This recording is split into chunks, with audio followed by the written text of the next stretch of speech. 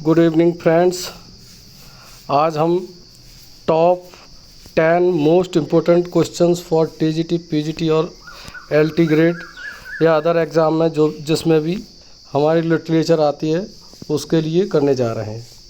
और हमारी 18-19 में पीजीटी का भी एग्ज़ाम है, उससे भी संबंधित इम्पोर्टेंट क्वेश्चन हैं। अगर आपको ये सीरीज़ पसंद आए या इम्पोर्टेंट्स आपके लिए लगे या यूजफुल लगे तो इस तरीके की डेली 10 इम्पोर्टेंट क्वेश्चन की मैं सीरीज चलाता रहूँगा। अगर आपको मेरी वीडियो पसंद आए और आपको लगता है कि एग्ज़ाम में ये हेल्पफुल है और आप किस तरीके की वीडियो चाहते हैं उस तरीके का जो है मुझे कमेंट करें और उस तरीके की वीडियो मैं बना दूँगा। तो पहला क्वेश्चन है हमारा, बादशाह इज़ द हीरोइन ऑफ, यानी कि बादशाह एक करैक्टर का नाम है जो कि हीरोइन है, किस प्ले की है? Desperate remedies, B far from the madding crowd, C option A pair of blue eyes, D none of these. तो आप इसमें से बताइए किस जो है प्ले की ये बादशाह एक हीरोइन है।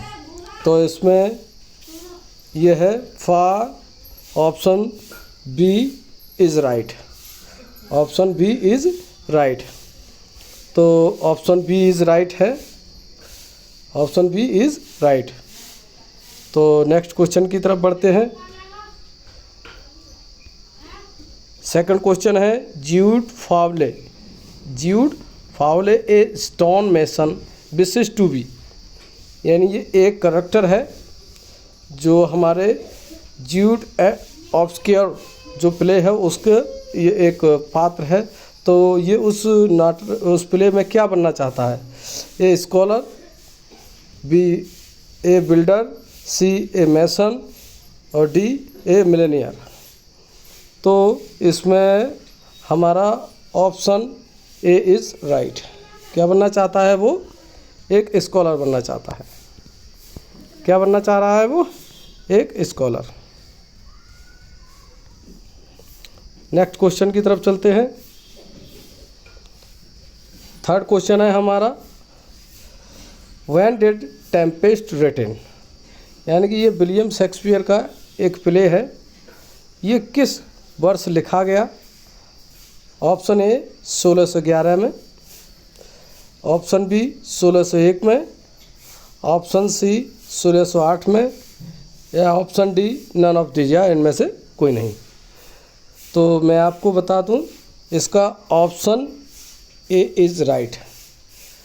अब आपको ट्रिक में बताता हूं कि किस तरीके से इसको याद रखना है। टेम्पेस्ट, टेम्पेस्ट का मतलब है 10 पास्ट, समझ लीजिए। टेम्पेस्ट 10 पास्ट, 10 पास्ट का मतलब 10 जब गुजर जाते हैं तो कितना आता है? 11। आपको विलियम शेक्सपियर की जो जन्म और उनका लास्ट यानी कि मृत्यु अगर आपको पता है तो उन्होंने जिस टाइम पीरियड में लिखा है उस टाइम पीरियड का आपको डेट अगर याद है तो सारे प्लेस मैं शॉर्ट ट्रिक से सिखा दूंगा। अगर आप चाहें तो कमेंट करेंगे कमेंट बॉक्स में। तो नेक्स्ट क्वेश्चन पे चलते हैं। अगला क्वेश्चन है हमारा चौथा, यानी कि 4 question, when did as you like it written, यानी कि एज यू लाइक इट जो कि हमारा विलियम शेक्सपियर का एक नाटक है, ये कब लिखा गया है? तो ऑप्शन ए है 1598 में, ऑप्शन बी है 1599 में, ऑप्शन सी है 1600 या डी नन ऑफ दीज। अब आप कहेंगे इंग्लिश के टीचर हैं, इंग्लिश में क्यों नहीं बोलना? क्योंकि हम हिंदुस्तानी हैं, हिंदी पढ़ के अंग्रेजी याद कर लेते हैं, अंग्रेजी पढ़ के हिंदी याद नहीं होती। तो मैं हिंदी में ही बता रहा हूँ जैसे कि आता है। तो आपको as you like it, as you like it का अगर मीनिंग निकाला है जैसा तुम चाहो, यानी कि जैसा तुम पसंद करो, इसका मतलब है ऐसी बातें हमारे बुजुर्ग लोग या घर वाले कब कहते हैं कि जैसा तुम चाहो वैसा करो? तो जब बात 99 पे आ जाए, यानी कि आखिर में पहुंच जाती है। तो एक आपको अगर इस तरीके से याद करना है तो शॉर्ट ट्रिक है 1599, यानी option B is right. Next question पे चलते हैं। क्वेश्चन नंबर 5 है, after how many days did William Shakespeare buried, यानी कि शेक्सपियर कितने दिनों के बाद उनको दफनाया गया, यानी कि मरने के बाद उन्हें कितने दिनों में बाद जो है दफनाया गया। तो ऑप्शन ए है आफ्टर 1 डेज, 1 दिन के बाद। बी ऑप्शन है आफ्टर 2 डेज, 2 दिन के बाद। सी ऑप्शन है आफ्टर 3 डेज, या 3 दिन बाद, या नन ऑफ दीज, या इनमें से कोई नहीं। तो जब विलियम शेक्सपियर की 1616 में मृत्यु हुई थी, 1616 में मृत्यु हुई थी, तो वो उनका जो है दाह संस्कार 2 दिन बाद हुआ, आफ्टर 2 डेज। तो option B is right. Next question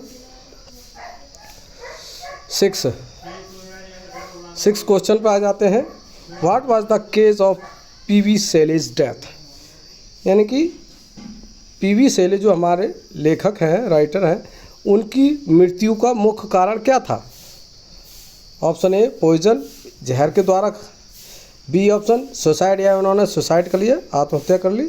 C option ड्राइनिंग, या वो डूब कर उनकी मृत्यु हुई। डी या नन ऑफ दीज, या इनमें से कोई नहीं।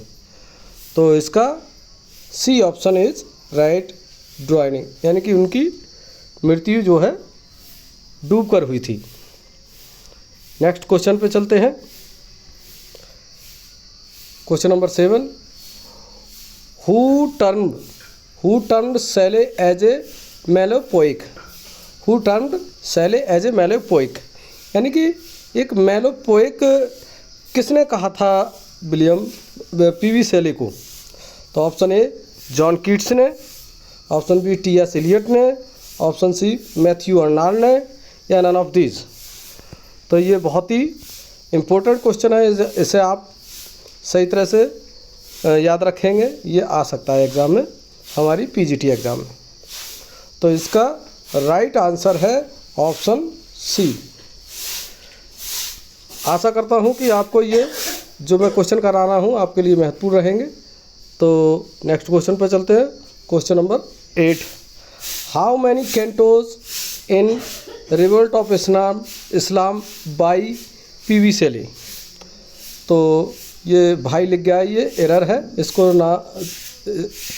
इसको आप ध्यान ना देंगे कि ये है इसमें क्वेश्चन में। आपको ध्यान रखना है how many cantos in revolt of इस्लाम, जो कि पीवी शेले द्वारा लिखा गया था, इसमें कितने कैंटोज हैं।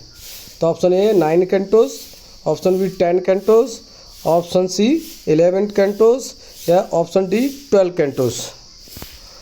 तो क्वेश्चन हमारा अगर आपको माइंड में ध्यान आए तो इसका आंसर होगा 12 कैंटोज।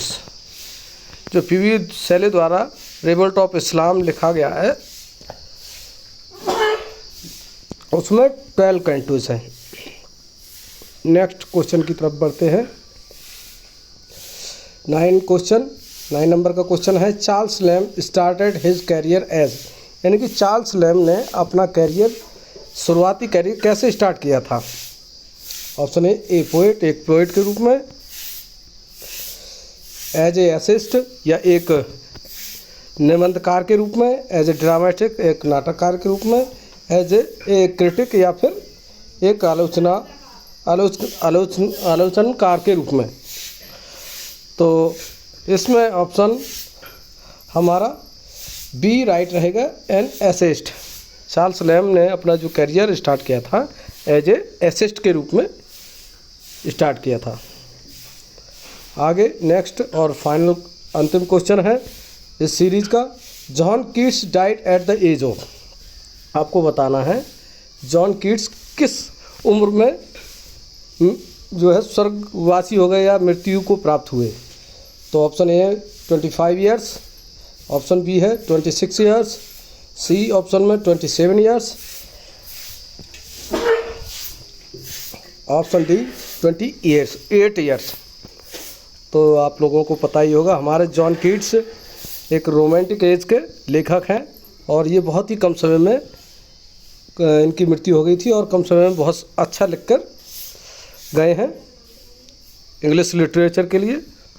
तो इसका ऑप्शन ए इज राइट। तो आशा करता हूँ कि आपको मेरी ये वीडियो पसंद आई होगी। अगर पसंद आई हो और यूज़फुल हो तो आप इसको जो है लाइक और शेयर अवश्य करेंगे। Thank you for watching my video.